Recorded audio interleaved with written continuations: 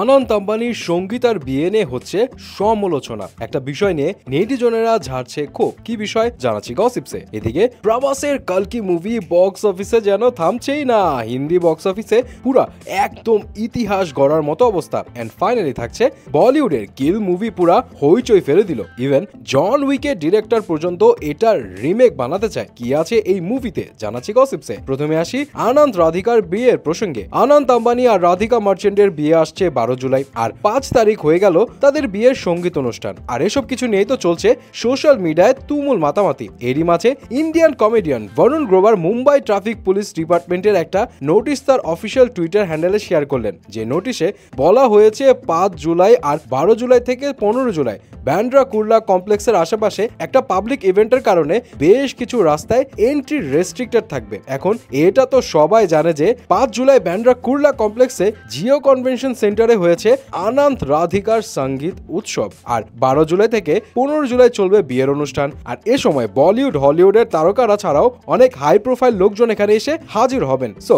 সাধারণ মানুষের জন্য এন্ট্রি রেস্ট্রিক্টেড হবে, এটা তো জানা কথা। কিন্তু মুম্বাই ট্রাফিক পুলিশের নোটিশে বলা হয়েছে পাবলিক ইভেন্ট, আর এটা নিয়ে বরুণ গ্রোভার তার পোস্টে মেরেছেন খোঁচা। আর পোস্ট ভাইরাল হওয়ার পর থেকে এই বিষয়টা নিয়ে হচ্ছে ব্যাপক সমালোচনা। অনেকে বলছে বিয়ে হচ্ছে আম্বানি ফ্যামিলির, সেটা আবার পাবলিক ইভেন্ট কেমনে হয়। কেউ কেউ আবার বলছে বিয়ে করছে আম্বানির ছেলে আর এন্ট্রি রেস্ট্রিক্টেড সাধারণ পাবলিকের। হে কেমন বিচার। নেটিজনদের কেউ কেউ এমনও বলছে পাবলিক ইভেন্ট যেহেতু তাহলে সবাই মিলে দাওয়াতটা খেয়ে আসা দরকার। কিন্তু যাবেন কি করে পাবলিক ইভেন্টে? পাবলিকেরই তো এন্ট্রি রেস্ট্রিক্টেড। কেউ আবার বলছে ভাই সবই টাকার খেলা, টাকার জোরে সবকিছু করছে আম্বানি ফ্যামিলি। এখন এসব কিছু নিয়ে আপনার কি মনে হয় অবশ্যই জানাবেন। এদিকে প্রভাসের কালকি মুভি তো মুক্তির নবম দিনেই ক্রস করে ফেলেছে 800 কোটি রুপির বক্স অফিস কালেকশন, এবং মিডিয়া রিপোর্টস থেকে জানা গেছে যে শুধু নর্থ ইন্ডিয়া অর্থাৎ কেবল হিন্দি মার্কেট থেকে কালকি কামিয়েছে অ্যারাউন্ড 190 কোটি রুপি, এবং ধারণা করা হচ্ছে 2-1 দিনের মধ্যেই এটা 200 কোটি রুপি ছাড়িয়ে যাবে।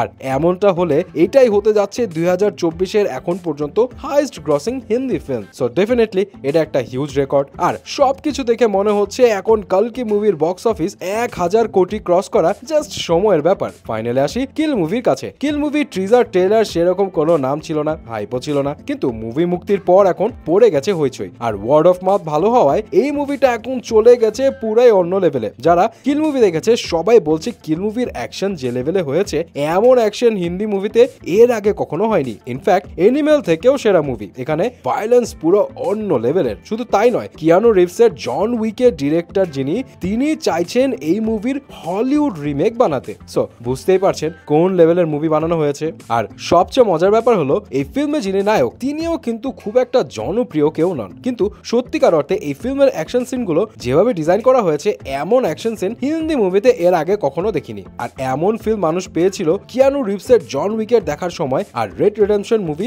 দেখার সময়। আর এই মুভির প্রথম 2 দিনের বক্স অফিস কালেকশন যদি বলি, ফ্রাইডেতে ছিল 1,35,00,000 রুপি, আর সেকেন্ড ডেতে অর্থাৎ শনিবার ছিল 2,20,00,000 রুপি। সো কালকির মতো জায়ান্ট অলরেডি যেখানে হলে চলছে সেই হিসেবে ইনকাম খুব বেশি কিন্তু কমও না। আর সামনের দিনগুলোতে কামাই বাড়ার হাই পসিবিলিটি রয়েছে। এমনও হতে পারে ধীরে ধীরে মুনজায়ের মতো বড় সড়ো কোনো সংখ্যায় গিয়ে থামবে কিল মুভির ইনকাম। সো দেখা যাক আসলে কি হয়।